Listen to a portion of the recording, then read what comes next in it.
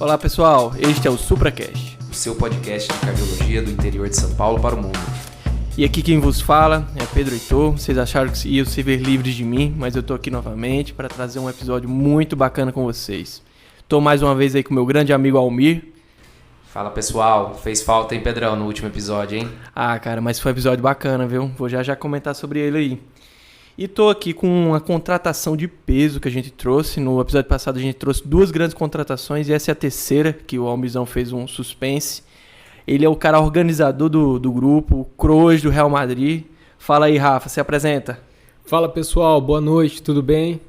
Eu sou Rafael Rocha, R4 de Cardiologia aqui do Hospital das Clínicas da USP de Ribeirão Preto. Estou muito feliz pelo convite, quero agradecer ao Almir, o Pedrão. E vamos falar um pouquinho sobre esse assunto tão especial aí na nossa prática clínica. Cara, hoje eu trouxe um tema muito bacana para vocês. Eu acho que é muito comum aí para a realidade de todo médico e especialmente do cardiologista. E assim, o SupraCast agora ficou em 2 episódios aí no ambulatório. Vamos voltar para a sala de emergência, tá certo? Ah, com certeza, pelo amor de Deus, hein? Então, você já não estava mais aguentando, né? Vamos lá, pessoal. Vamos falar de um paciente que chegou no pronto-socorro e é o seu Rodolfo, paciente de 76 anos de idade.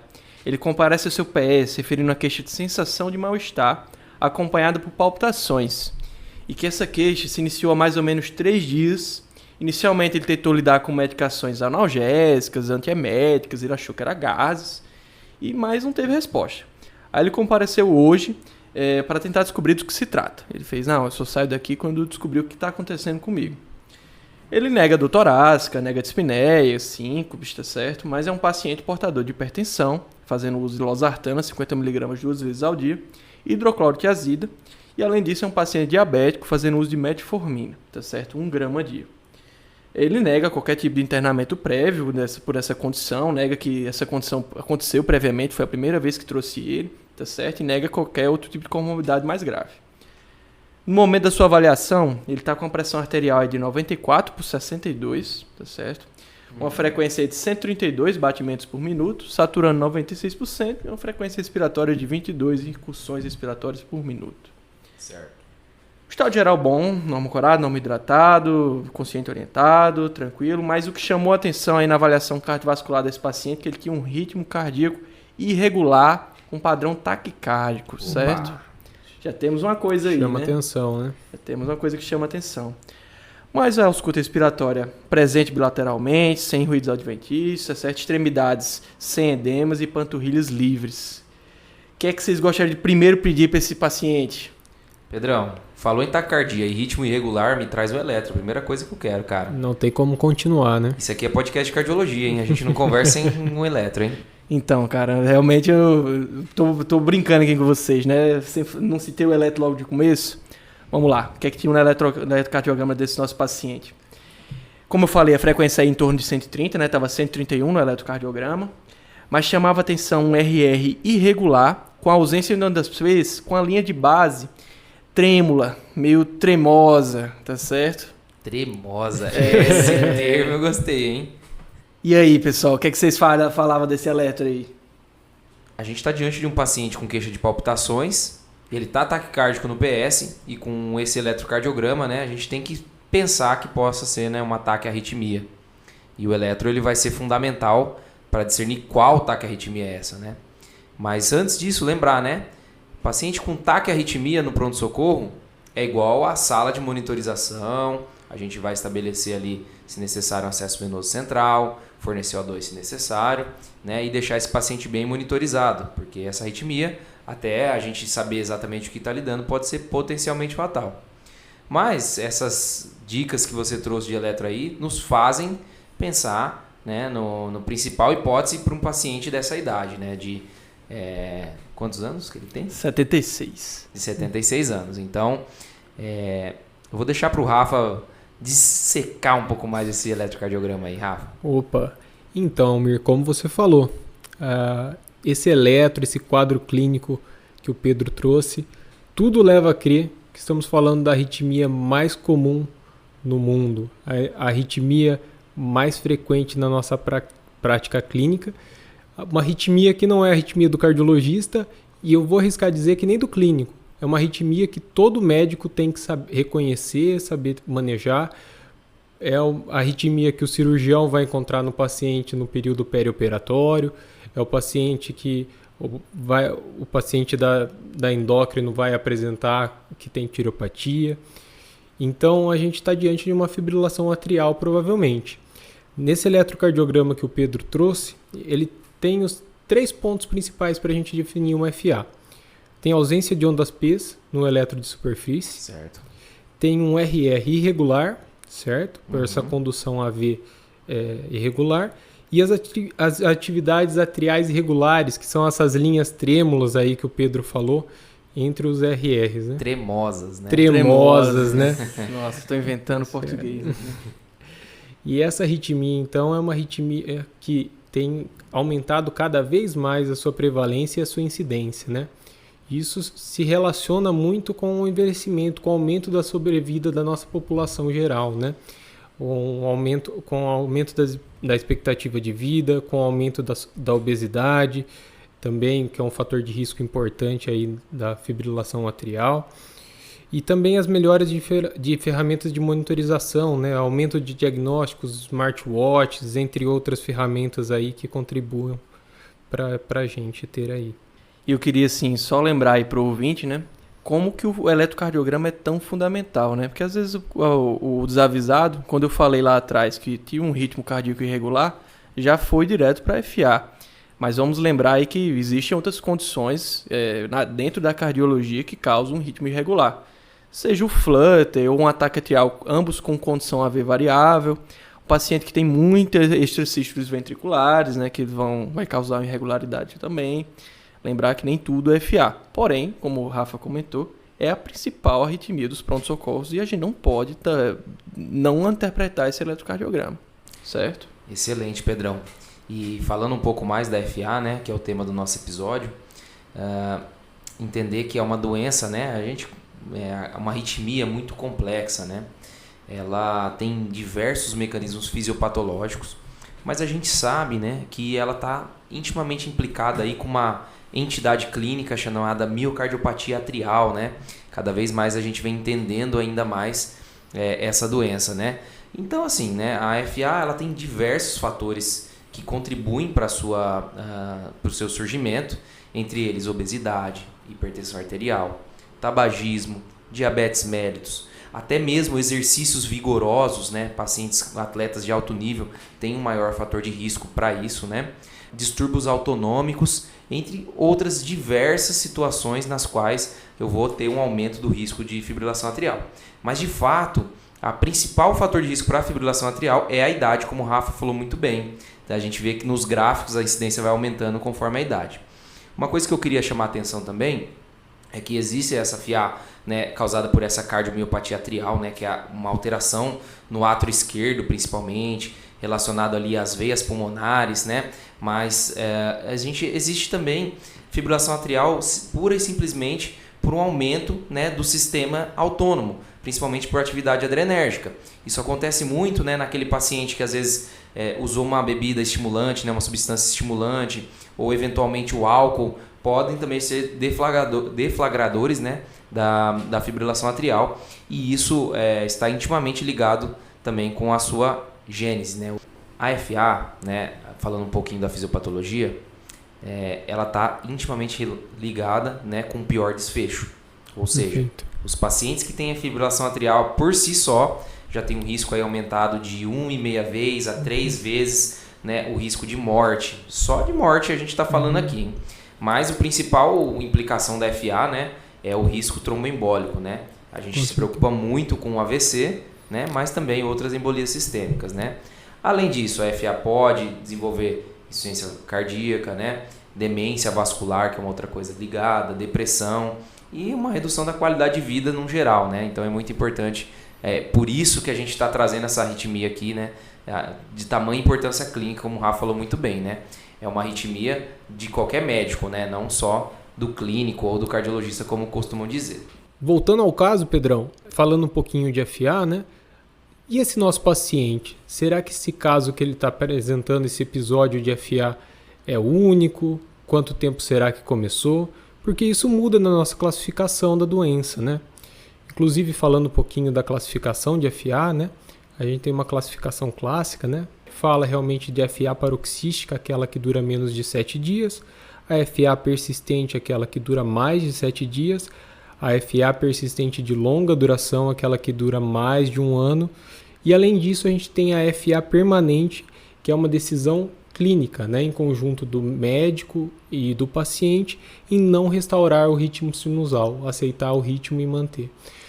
No caso do nosso paciente, será que teve alguma temporalidade? Será que esse paciente já sabia desse diagnóstico? Pelo relato dele, a princípio ele não tinha nenhuma comorbidade conhecida, né? Foi uma coisa que meio se iniciou aí cerca de 3 dias. É uma coisa que a gente vai ter que avaliar. Será que esse FA só ganhou mais frequência agora e ele ficou sintomático? Visto a maioria dos pacientes, na verdade, serem assintomáticos, né, na arritmia. Uma pequena porcentagem dos pacientes eles chegam instáveis pela arritmia. E uma coisa aí que, falando da classificação que o Rafa trouxe, né? Perfeito. E eu queria só acrescentar que aqueles termos clássicos, né, de FA crônica, FA isolada, a gente não usa mais, tá certo? As sociedades aboliram esses termos. FA valvar também, né? Outra que está cada vez menos, né, sendo utilizada, né? Exato. E até essa opção de deixar esses termos de lado vai de encontro com aquilo que o Almir falou da fisiopatologia, né? Que a FA é um contínuo, né? É uma progressão, uma doença progressiva, e esses estágios, essas classificações da FA atuais tendem a demonstrar isso, né?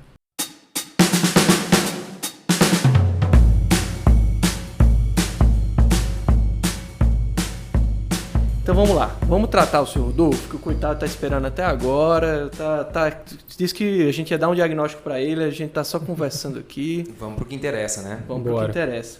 Fala, Rafa, como é que você começava isso aí? Então vamos lá, Pedrão, vamos manejar o nosso paciente aqui na nossa sala de emergência. Primeira coisa que a gente tem que fazer, o ponto principal no início é fazer um exame físico bem feito e reconhecer eventual instabilidade hemodinâmica. Isso vai definir conduta, isso vai mudar totalmente o que a gente vai fazer para o nosso paciente, né? E o segundo principal desafio que o clínico tem nesse momento é reconhecer se essa instabilidade hemodinâmica que porventura o nosso paciente possa ter é decorrente da taquiarritmia, da fibrilação atrial ou de alguma outra causa subjacente. Isso vai mudar tudo também na questão da conduta. Perfeito, Rafa. Eu acho que aqui é a hora que vocês param o podcast para prestar atenção, pessoal. Eu peguei uma FA ou qualquer outro ataque à arritmia, a primeira coisa que eu vou olhar é para o status hemodinâmico do nosso paciente. Então, o que a gente considera instabilidade hemodinâmica? Isso é importante para nós, né, se basearmos aí de uma forma bem categórica aí. Estabilidade hemodinâmica, então, é quando o paciente tem uma hipotensão causada por essa fibrilação atrial, uma dor torácica anginosa, o paciente tem uma alteração do status mental, né, do nível neurológico, seja por rebaixamento do nível de consciência, ou seja, por uma síncope, e por último, né, o paciente que tem a dispneia, e essa dispneia seja, né, por conta de uma congestão pulmonar que é relacionada à fibrilação atrial. Falando isso, eu já pego o próximo gancho, que é, a gente tem que fazer um raciocínio. Essa arritmia levou à instabilidade, ou o paciente estava instável e por uma ativação adrenérgica secundária a essa instabilidade, esse paciente desenvolveu uma FA. Isso é muito importante, porque se a gente está diante de um paciente, vou dar um exemplo aqui, um paciente séptico, com choque séptico lá por uma pielonefrite, né, com uso de noradrenalina em dose alta, em uso de dobutamina, ou enfim, de outros suportes, suporte hemodinâmico que seja, né, uma droga vasoativa. Esse paciente ele pode desenvolver uma fibrilação atrial justamente por conta do status clínico dele. E a cardioversão nesses casos não vai ser tão efetiva. Pode ser até deletéria para o nosso paciente. Portanto, a gente tem que discernir isso. O que eu costumo falar, né, para quando tem, né, um residente me pergunta, um aluno que passa comigo, é muito pouco provável que uma fibrilação atrial com menos de 150 batimentos por minuto cause instabilidade. Então a gente tem que ir atrás de outras coisas, desidratação, infecção, um status inflamatório, um status adrenérgico, uma desautonomia, alguma coisa do tipo. Agora, aquelas fibrilações atriais com alta frequência, aí sim, né, provavelmente são elas que estão ocasionando, principalmente em pacientes cardiopatas que toleram muito menos, né, arritmia. Lembrando que, né, a contração atrial, né, ela é responsável por 30% do débito cardíaco. Num coração doente, perder 30% já é, né, um insulto muito importante. Imagina ainda mais você reduzindo o tempo diastólico por conta dessa ataque à arritmia, né? Então, é importante enfatizar isso para vocês.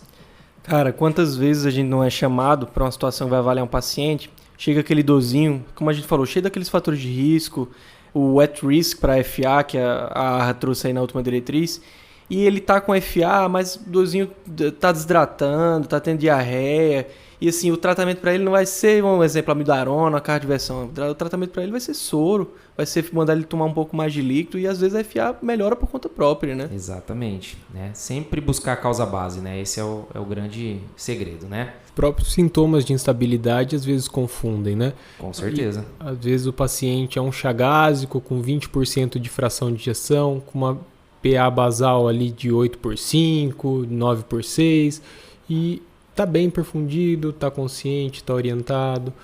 Então a gente tem que também ponderar essas alterações do perfil dos nossos pacientes, né? Um paciente que tem histórico de tabagismo, já tem um DPOC conhecido, está com dispneia, mas também está com fibrilação atrial. Sempre a gente tem que considerar se essas alterações são secundárias ou não ao ataque à arritmia, né? Perfeito. E assim, né, no fim das contas, quando você está na dúvida, né, não tem um exame que você vai conseguir definir isso, né? Aí é melhor você tentar ao menos uma vez a cardioversão. Mas em se tratando então do paciente instável, né, que são aqueles 5 parâmetros que eu falei, retomando, né, dor anginosa, hipotensão, alteração do estado mental, seja por rebaixamento ou por síncope, e a própria dispneia por congestão pulmonar, a gente acabou. Eu não preciso de mais nenhum exame. Eu vou tomar uma atitude rápida, né, porque esse paciente pode deteriorar. Eu vou optar pela cardioversão. E aqui, pessoal, não é qualquer cardioversão, é uma cardioversão sincronizada, tá certo? Bom, e como é que eu vou fazer isso, né? Basicamente, né, no paciente instável, a cardioversão tem que obrigatoriamente ser elétrica. A gente quer trazer esse paciente para o ritmo sinusal o quanto antes, para ele sair dessa condição de instabilidade. A American Heart, né, que é a diretriz mais atual de 2023, recomenda que a gente faça isso de maneira sincronizada, que é só apertar o botão sync, né, não é nada difícil, e com carga máxima, que é a carga de 200 joules. Houve-se um tempo em que se falava, vamos começar com uma carga menor e aumentando mais a potência, mas hoje a gente já sabe pelos trabalhos que é melhor você dar um choque só e já tirar esse paciente da arritmia do que ficar escalonando, né, a voltagem, né, durante essa cardioversão. E a gente vê na nossa experiência que às vezes vai virando lama, né? A gente começa a 120, aí a sedação começa a passar, aí vai dar 1, 2, 3 choques no paciente para ir chegar na carga máxima. Por isso que eu achei muito coerente essa orientação aí da diretriz. E naquele outro cenário, né? Vamos supor aquele paciente que eu citei, né? Um paciente séptico, né? Com 170 de frequência, que está ali também, né? A FA de alguma forma está atrapalhando, né, a estabilidade clínica do nosso paciente. Malmer, você falou que não pode, não vamos chegar e dar um choque nele que pode ser até deletério. Beleza, mas a gente pode começar um manejo farmacológico, talvez reduzindo um pouco essa frequência, esse paciente tolere mais drogas vasoativas, e aí, né, se tratando de Brasil, a gente vai utilizar a boa e velha amidarona nesses casos, tá bom? Já que o paciente está instável, ele não vai tolerar outras medicações que a gente vai falar mais à frente para o controle de frequência, tá certo? Bom, e se o paciente está estável, né? Então o paciente não tem nenhum desses sintomas. Almir, mas ele está passando mal. Isso não é instabilidade. Eu já vi esse tipo de dúvida também. Bom, pessoal, aí a gente pega, respira, né? E aí a gente vai investigar esse paciente com mais calma. Mas a gente já pode, de cara, começar um tratamento para essa fibrilação atrial também. A gente tem 2 opções aqui. Ou o controle de ritmo, ou o controle de frequência. Então, o controle de ritmo é, de fato, fazer uma cardioversão, seja ela química ou farmacológica. E o controle de frequência é a gente dar um remédio para reduzir a frequência desse paciente. Se você tiver que guardar uma para o paciente estável, é sempre controle a frequência no contexto de pronto-socorro. Deixa a cardioversão para um contexto mais eletivo, né? Vamos com calma. Mas, né, a gente pode sim individualizar essa conduta, né? E aqui a gente tem, né, um tempo-chave, né, que a gente pode cardioverter esse paciente. E esse tempo-chave é de 48 horas, tá certo, pessoal? Se esse paciente ele começou os sintomas depois, ou melhor, se esse paciente já está em FA por mais de 48 horas, a gente nunca deve tentar o controle do ritmo, a gente vai controlar apenas a frequência. Então, pessoal, um princípio que eu gosto de seguir aqui, né, nesses pacientes com FA no pronto-socorro, é aquele princípio ético que todo mundo conhece, que é o primo non nocere. Então, não trazer risco ao nosso paciente. E qual é o principal risco, né? Uma vez que o cardioverto, esse átrio esquerdo, que está lá com componente de estase já, a gente não sabe de quanto tempo, né? Muitas vezes tem um trombo ali, e aí na hora que esse átrio começa a contrair, ele pode embolizar esse trombo. Então, não tem que ter pressa para a cardioversão. Lembrando que a cardioversão elétrica tem muito mais taxa de sucesso que a química, né? Chegando até 90%, e enquanto que a química ou farmacológica chega até no máximo 70%. E isso nas primeiras 24 horas. Quanto mais tempo de FA se passa, pior, né, é a eficácia da nossa cardioversão. Mas e aí, Rafa? Agora é o momento que esse paciente está estável, estamos tranquilos. O que a gente começa a fazer nesse paciente? Perfeito, Almir. Então, num primeiro momento, a gente tinha que evitar a instabilidade hemodinâmica. Então, a gente garantiu que o nosso paciente está estável, a gente respira. A gente tem que, primeiramente, tentar identificar e tratar algum possível gatilho para essa FA. Então, a gente pode lançar mão de alguns exames que vão nos ajudar nesse processo de investigação. Lógico, complementando uma anamnese, um exame físico bem feito, né? A gente pode solicitar um hemograma, né? Um exame amplamente disponível. A gente vai já poder avaliar 2 possíveis gatilhos aí muito frequentes no departamento de emergência. São a anemia, né? E a infecção. Então, excelente. Excluindo essas 2 principais causas com um exame bem simples, né? Além disso, a gente pode solicitar uma função renal e eletrólitos, lembrando que distúrbios hidroeletrolíticos, distúrbios ácido-base, são causa muito frequente também de gatilho para FA. Se for possível, a gente ter acesso à função tireoidiana do nosso paciente, para ver se o nosso paciente tem hipo ou hipertireoidismo também. E infelizmente não é tão amplamente disponível assim nas unidades de emergências aí no nosso país, mas se for possível, a gente ter acesso quanto antes a um ecocardiograma transtorácico, né? Muitas vezes pedir para o nosso paciente se ele não tem algum exame prévio, que algum familiar ou ele mesmo possa fornecer para a gente avaliar as estruturas cardíacas, né? A gente avaliar o tamanho do átrio esquerdo, avaliar a fração de ejeção do ventrículo esquerdo, e também avaliar possíveis valvulopatias, né, que possam estar associadas aí com FA. A gente identificando esses possíveis gatilhos, a gente lembra de outro ponto importante do tratamento desse paciente, que é a prevenção de eventos tromboembólicos. Sempre anticoagular o paciente aí que tem um Chá-Vasque elevado, e aqueles também que a gente for submeter a uma cardioversão, a reversão do ritmo. E aí é muito importante isso, né? Para quem trabalha no PS, né? Não é para deixar para o cara fazer uma carta para o cardiologista e mandar anticoagular lá, né? Já pode começar a anticoagulação ali no pronto-socorro, né? Até eu acho que você pode evitar um AVC fazendo esse tipo de conduta, né, Rafa? Perfeito, Almir. Então, e o outro ponto que a gente tem que fazer, principalmente para o nosso paciente, né, que chegou bem desconfortável ali no pronto-socorro, é o controle de sintomas, né? E como você falou muito bem, a gente pode optar pelas 2 estratégias, né? Ou pela reversão do ritmo, seja farmacológico ou com a própria cardioversão elétrica, ou pelo controle de frequência cardíaca, né? Tentando levar a frequência cardíaca para níveis mais aceitáveis, abaixo de 110 batimentos. Lembrar que esse racional, né, que a gente tem essas 2 opções, foi para os estudos clássicos, né, o AFFIRM e o RACE, né, que eles tentaram avaliar justamente isso. Lógico, são estudos que têm seus pontos que, quando a gente traz para a realidade atual, tem suas críticas, né? Muitos dos pacientes no AFFIRM, no grupo da frequência cardíaca do controle, eles estavam já em ritmo sinusal, né? Será que isso não trouxe uma certa diferença? Mas esses são os estudos clássicos que norteiam esse raciocínio para a gente. Pode sim, e tem igual benefício você fazer o controle de ritmo ou de frequência nesses pacientes, a depender de algumas informações específicas de caso a caso, não é isso? Perfeito, Pedrão. E tem uma estratégia interessante, né, que tanto a diretriz da ESC quanto a americana trazem, que é aquela estratégia de wait and see, né, que é fica olhando ali, espera um pouco e fica olhando. Porque uma grande parcela desses pacientes revertem o ritmo sem você não tomar nenhum tipo de medida específica para isso, né? Então, é para ter calma nesse momento, né? A gente vai ter pressa para cardioverter o instável. O estável, calma, igual o Rafa falou aí, começa a pedir os exames e investigar melhor esse paciente. Mas e aí, Rafa, como é que eu faço essa escolha? O que é que eu levo em consideração para definir? Eu vou favorecer mais o controle de ritmo ou de frequência? Então, Pedrão, tem várias variáveis que a gente tem que levar em conta nessa nossa decisão. A primeira delas, e muito importante, é a escolha de uma decisão compartilhada com o paciente, né? Se o paciente prefere uma ou outra estratégia aí.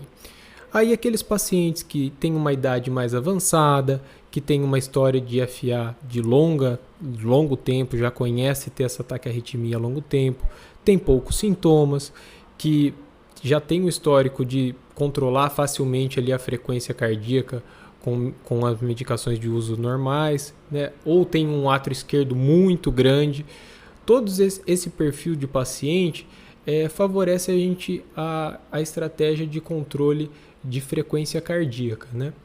E pelo outro lado, aquele paciente mais jovem que teve aquela FA de início curto, o paciente que bebeu um pouquinho mais no final de semana e fez aquela FA relacionada ali ao uso de álcool, que está muito sintomático, que tem um átrio esquerdo pequeno.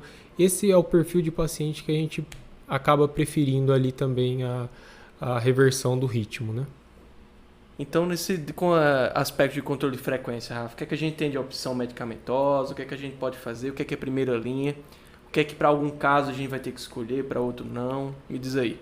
Perfeito, Pedrão. Então, as medicações que a gente tem de primeira escolha para controle da frequência cardíaca, primeiro a gente tem que lembrar dos beta-bloqueadores, né?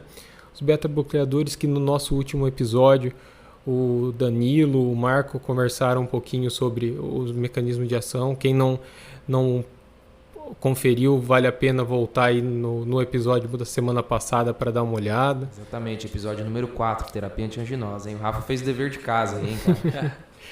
E essas medicações, então, como o metoprolol, o carvedilol, o bisoprolol, são medicações que controlam a frequência cardíaca, mas tem efeitos colaterais que a gente conhece muito bem na prática clínica, entre eles o broncoespasmo, hipotensão, piora de congestão daquele paciente que tem uma IC descompensada.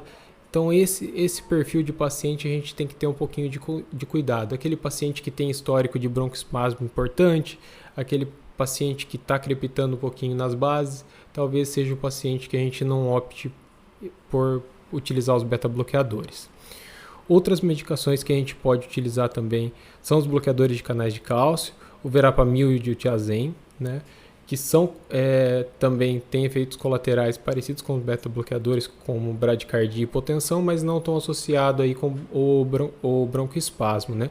Então ele pode ser utilizado em pacientes que têm esse histórico de asma, de DPOC, mas eles são contraindicados em pacientes que têm disfunção ventricular com uma fração de ejeção abaixo de 40% e também que estão com um IC descompensado.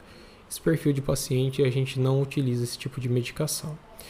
Além disso, a gente tem os digitálicos, né? O deslanosídeo EV ou a digoxina via oral, né? O famoso Cedilanide, né? Cedilanide, sem conflito de interesse. Salvou vidas. E o deslanosídeo, os digitálicos, o maior medo na nossa prática clínica é a intoxicação digitálica, né? Uma condição clínica que pode ser até pró-arrítmica aí, né? A gente, então, para usar com cuidado esse tipo de medicação, a gente tem que sempre avaliar a função renal do nosso paciente, né, para evitar esse tipo de complicação. E a diretriz da ESC e a diretriz norte-americana ainda trazem a amiodarona como uma estratégia de controle de frequência, principalmente naquele paciente que não tolera medicações hipotensoras, né, como os bloqueadores canais de cálcio ou os beta-bloqueadores, né? como, por exemplo, o paciente séptico que está fazendo uma FA com uma frequência mais alta, a gente quer controlar um pouquinho a frequência, com o risco, né, com o principal efeito colateral aí, uma reversão indesejada ao ritmo sinusal, né, e aumentando aí a chance de ter fenômenos tromboembólicos. Além disso, a diretriz norte-americana sugere a reposição empírica de magnésio como uma estratégia 2A para controle também da condução AV. Magnésio é vida, né, cara? Quem diria, né, que a gente ia entrar aí nos oligoelementos, né? Então, Os pois é. Zinco, será que tem algum efeito? Vamos descobrir, né? Não, né? Tô brincando, pelo amor de Deus. Rafa, você falou disso aí, cara, e tem uma coisa que uma vez me falaram isso e foi útil na minha prática clínica, eu acho que vale a pena trazer. Existe uma condição em que o paciente está congesto em edema agudo, em FA de alta resposta, e eu vou dar beta-bloqueador para esse paciente. Essa condição é muito interessante, né? É totalmente antagônica a tudo que você falou, tá bom? Que é a insuficiência mitral, a estenose mitral, pessoal. O paciente com estenose mitral, quando ele entra em FA, primeiro, né? Ele já tem uma barreira ali para desaguar o fluxo do átrio esquerdo para o ventrículo esquerdo. Quando ele entra em fibrilação atrial, ele perde a contração atrial, que é lá, já falei, 30% desse débito. E além disso, né, que é o período da diástole, onde ele deságua todo o sangue para o ventrículo esquerdo, esse período de diastole fica mínimo, porque o período de sístole, né, na maioria dos pacientes é fixo, ou seja, é mais ou menos ali o tamanho do QRS, né, até a repolarização, que é a onda T. E aí, quando a gente aumenta a frequência cardíaca, o que diminui não é, né, a sístole, e sim o tempo diastólico. E dessa forma, a gente acaba, né, tendo um colapso aí, né, levando a congestão pulmonar aguda e edema agudo de pulmão. Então, nesse contexto, né, seria talvez o único que eu me lembre, o beta-bloqueador, né, ou qualquer medicação cronotrópica negativa, mas o beta-bloqueador em especial, seria muito útil para controlar um edema agudo de pulmão. Mas eu acho que é a única, né? Cara, e é interessante, né, que é rápido. Você vê um paciente que está com estenose mitral no seu PS, na sua célula vermelha, quando ele entra em FA ou quando a FA fica mais acelerada, é muito rápido o desconforto piorando, né? Ele fica desconfortável na sua frente.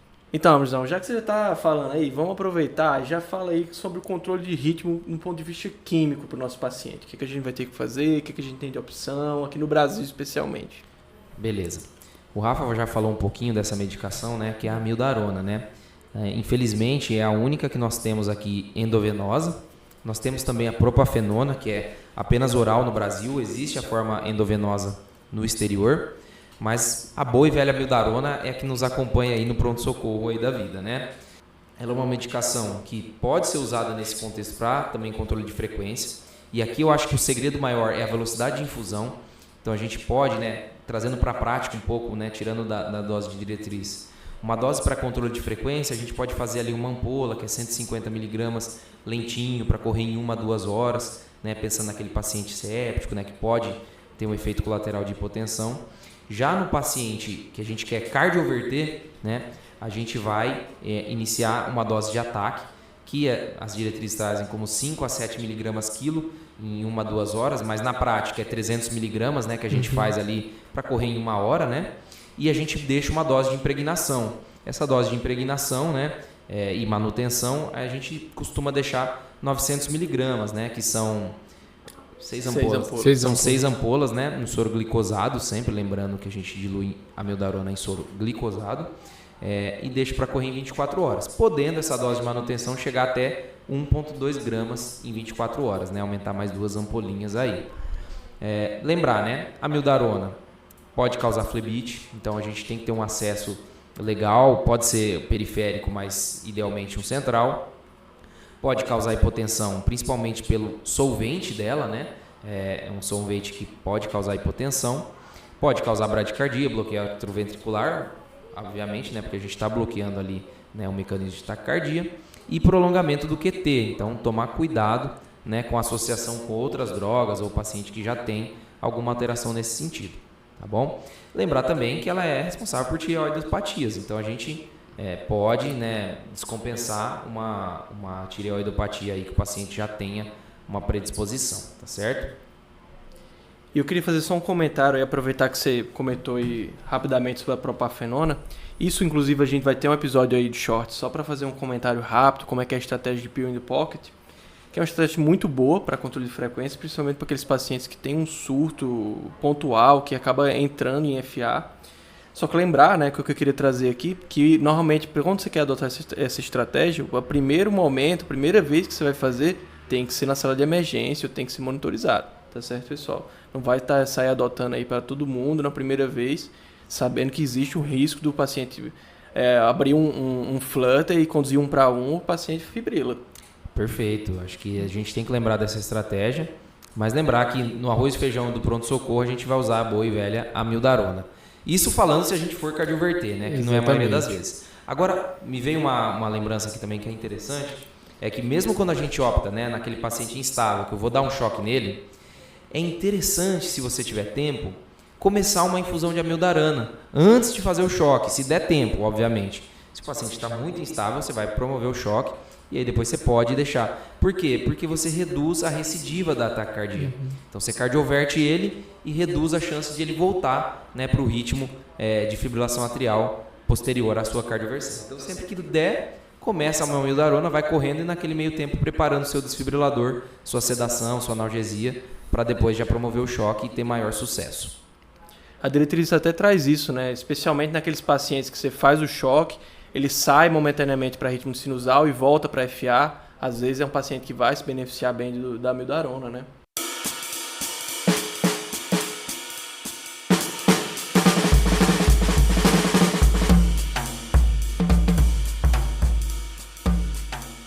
Uma coisa aí, agora que a gente falou das estratégias de tratamento, né? Uma coisa que a gente falou lá atrás, mas eu queria dar uma ênfase agora, é na anticoagulação. Lembrar que o paciente bateu no seu PS, você diagnosticou FA, ele já merece anticoagulação se o Chades-Vask dele for adequado. Isso aí a gente vai discutir um pouquinho mais para frente. Uma situação que aí também vai definir, né? Se você for optar por uma terapia de controle de ritmo, tem que tentar avaliar a temporalidade dessa FA. Se for abaixo de 48 horas, você pode até optar diretamente para uma terapia de controle de ritmo.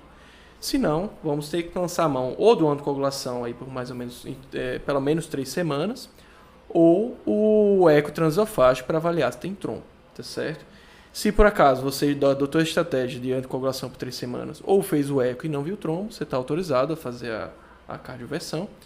Só lembrando que assim, cardioverteu, voltou para sinusal, não é como se ele não merecesse anticoagulação mais.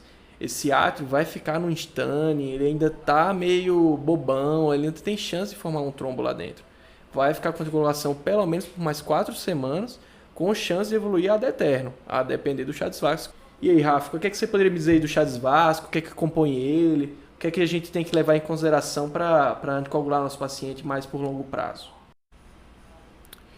Então, Pedrão, o Chades-Vask é um score muito importante para a gente classificar o risco realmente de evento tromboembólico do nosso paciente. É um score clínico, né, que leva em conta algumas variáveis. O C de insuficiência cardíaca, o H de hipertensão, o A de age, né, de idade acima de 75 anos, o D de diabetes mellitus, o S de stroke, né, de AIT ou AVC prévio, o V de doença vascular, IAM prévio, doença arterial periférica, outro A de idade também, idade de 65 a 74 anos, que daí no caso pontua um só ponto, né? E o sexo, se feminino, também garante um ponto.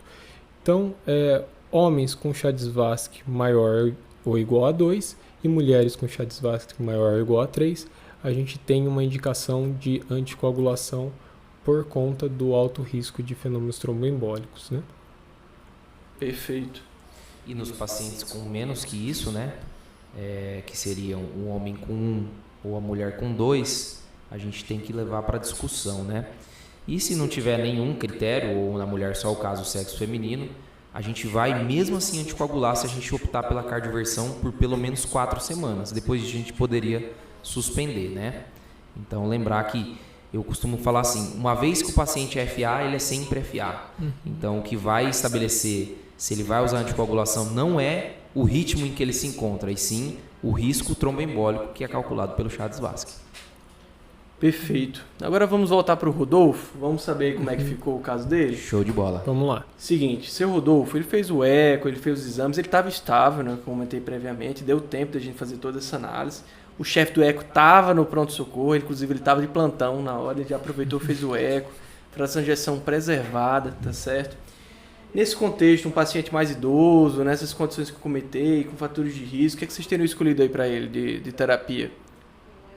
Bom, considerando que ele estava estável, né, hemodinamicamente, eu faria um controle de frequência tranquilamente. Talvez com um beta-bloqueador ali numa dose baixa, né, e observaria a resposta à frequência cardíaca. O bloqueador de canal de cálcio também seria uma boa opção nesse perfil de paciente, né? Fração de ejeção preservada, seria interessante também. Sem dúvida. A gente acaba esquecendo, às vezes, o bloqueador de canal de cálcio, né? Mas é uma medicação excelente, antiarrítmica, né? Tem um efeito muito bom e ajuda muito bom nesse controle de frequência, né? Não, eu faria igual. Eu concordo demais com vocês aí, eu faria a mesma coisa. Que bom que você concorda, hein, cara? A gente ia ter uma discussão aqui. Pedro, posso trazer um plus a mais aí? Traz, eu sei que vocês estão cansados, né? Os que chegaram até o final, né? Existe uma outra condição que é a fibrilação atrial pré-excitada. O que é isso, Almir? Então, é uma outra taquiarritmia, é uma fibrilação atrial, mas ela vai se apresentar de uma maneira diferente. A gente está acostumado a ver fibrilação atrial como um ritmo irregular, ausência de ondas P's e um QRS estreito. Porém, na FA pré-excitada, né, existe um feixe acessório, né, e isso vai fazer com que o QRS fique largo. Qual é a dica aqui, né? Apesar de ser uma taquicardia de QRS largo, o ritmo vai ser claramente irregular, diferente da taquicardia ventricular, por exemplo, né? Nesse contexto, pessoal, a gente tem que tomar muito cuidado. Por quê? Nós não podemos usar nenhuma droga que bloqueie o nó atrioventricular. Porque se a gente bloqueia o nó atrioventricular, a gente favorece com que o estímulo passe pelo feixe acessório e aumente significativamente o risco de fibrilação ventricular. Então a ideia é o seguinte, a gente vai evitar drogas que bloqueiam o nó AV. Porém no Brasil, a gente não tem nenhum tipo de opção de droga endovenosa que não bloqueie o nó AV. Amiodarona, beta-bloqueador, bloqueador de canal de cálcio são todas contraindicadas nesse contexto. Então sobra para a gente como única opção para controle dessa arritmia a cardioversão elétrica. Nos Estados Unidos, né, e em outros locais, a gente pode abrir mão sim, né, de outras medicações, como por exemplo a ibutilida, que eu nunca ouvi, nunca vi na minha vida. Tá certo, pessoal? Então só para atentar para esse ritmo, né, que é um QRS alargado, mas com irregularidade, a gente vai acabar partindo para a cardioversão elétrica de cara, independente se está estável ou instável. E a procainamida também, né, Almir? Perfeito. É outra também que eu nunca vi na vida. Gostei demais desse comentário de vocês, pessoal. Agora vamos presentear aquele ouvinte que ficou até o fim. Vamos fazer aquele bate-bola rápido, aquela revisão. E aí, estão prontos? Bora! Vamos lá. Vamos lá. Rafa, definição de FA. FA, então, é uma taquicardia supraventricular com uma ativação elétrica descoordenada, que não tem onda P no eletro de superfície, que tem um RR irregular e tem aquelas atividades elétricas irregulares e rápidas que podem ser essas tremulações na linha de base. Almirzão, fala aí os principais fatores de risco, como é que é o mecanismo mais ou menos de FA? Então, principal mecanismo, né, a cardiomiopatia atrial, que vai levar a uma dilatação, uma fibrose do átrio esquerdo, muito relacionada com doenças cardiovasculares como diabetes, doença coronariana, hipertensão, obesidade, apneia do sono, tudo mais que você pensar aí, né? Multifatorial, tem o componente genético que é importante também, mas lembrar também que existe um outro lado da FA associado à ativação adrenérgica, que a gente vai ver muito nesses pacientes com uso de estimulantes ou, enfim, com algum status pró-adrenérgico. Rafa, estou com um paciente instável, o que é que eu faço para ele?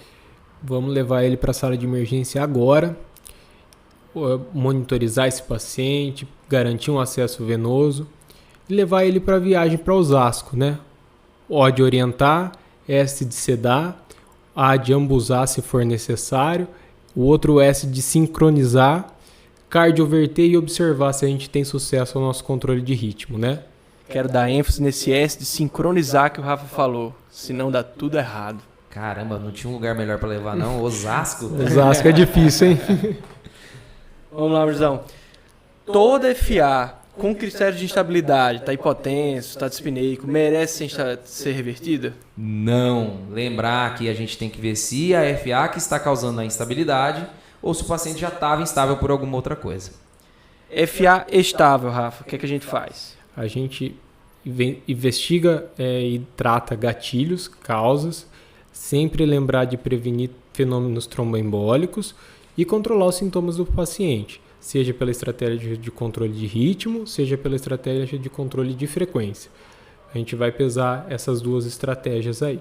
Lembrando que o tempo-chave aqui é 48 horas, mas a gente aqui do SupraCast, a tendência é controle de frequência, né, pessoal? Sim. Exatamente, pesando aquelas coisas que a gente discutiu previamente. E, Almizão, principais drogas no controle de frequência? Principais drogas, né? O beta-bloqueador, bloqueador de canal de cálcio, não esquecer do nosso bom e velho digitálico, que é uma medicação-chave naquele contexto de ser descompensada, né? E, Rafa, principais medicações do controle de ritmo? No Brasil, a mildarona EV e a propafenona via oral. Anticoagulação AUI? Sempre, exceto Chades-Vasque 0 em homem e 1 em mulher. Mas se eu for cardioverter, ainda eu vou deixar isso aí por pelo menos 4 semanas. E se a gente já tiver um FA com mais de 48 horas, por 3 semanas antes da cardioversão, se você não dispuser de um eco transesofágico? Se tiver o eco lá, né, dá uma olhadinha ali no átrio esquerdo. Se não tiver trombo, você pode também pregar o choque no peito do paciente. Tá resolvido. Pois é isso, pessoal. Queria deixar mais um abraço para vocês. Esse episódio foi feito aí com muito carinho, tentar ser uma coisa mais resumida, tentar trazer mais informações aí para o seu PS, que você tente tratar seu paciente mais individualizado e que isso consiga lidar com FA com mais segurança. Só agradecer, pessoal. E aí eu quero fazer um convite para os ouvintes, né? Muita gente já seguindo a gente no Instagram, a gente está muito feliz com o resultado do podcast. E eu queria convidar todo mundo que dá plantão, que está na residência, pegou um Supra no plantão, eu quero que vocês marquem o SupraCast, né? Todo mundo marcar aí o Supra diário aí, que a gente vai ficar repostando lá, vai ser bem legal. Valeu pelo convite, Almir, Pedrão, foi uma honra estar aqui com vocês e o projeto está ficando cada dia mais legal. É isso aí, vamos embora. Você que é um lorde, Rafa. E a gente quer você conosco, viu? Valeu, pessoal. Valeu, pessoal. Tchau, tchau.